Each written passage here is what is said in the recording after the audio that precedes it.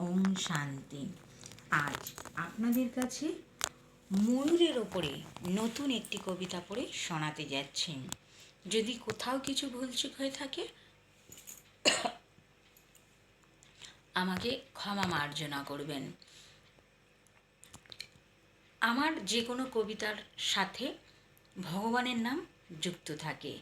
আজ আপনাদের ময়ূরের ওপরে যে কবিতাটা পড়ে শোনাতে যাচ্ছি তার উপরে ভগবানের নামও যুক্ত আছে।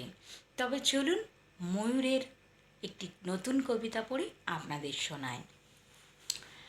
আমিও যাব বৃন্দাবনে, যেখানে রাধা গোবিন্দের বসবাস। তাহার নূপুরের আওয়াজ আসবে শ্রবণে, চারিদিকে বলে উঠবে হরে কৃষ্ণ মধুর হরির রাস। ময়ূরপঙ্খীরাও ডাকবে আমায়, পেখম তুলে নাচবে।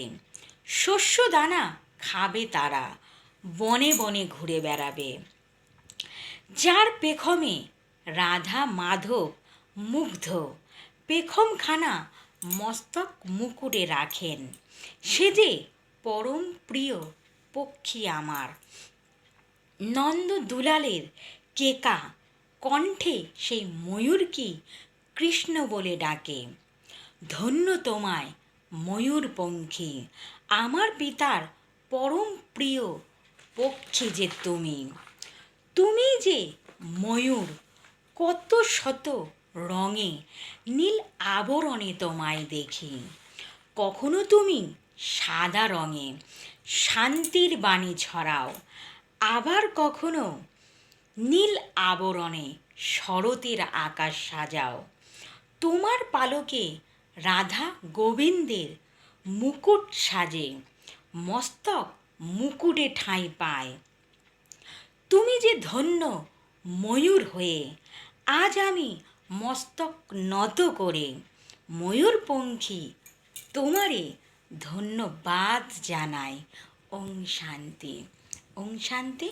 সকল বন্ধুদের, সকল দর্শকদের, সকল সেন্টারের দিদিদের ও দাদাদের জানাই আমার আন্তরিক প্রীতি শুভেচ্ছা। যদি কবিতাটা কোথাও কিছু ভুলচুক হয়ে থাকে আমাকে ক্ষমা মার্জনা করবেন। আমার চ্যানেলের নাম প্রজাপিতা ব্রহ্মা বাবার বিকে লক্ষ্মী মজুমদারের কবিতা, আর আমার প্রোফাইলের নাম শ্যামল মজুমদার। আপনারা ইউটিউব কিংবা গুগল সার্চ করলেই দেখতে পারবেন। এই নিয়ে আপনাদেরকে 428খানা কবিতা পড়ে শোনালাম। ওম শান্তি।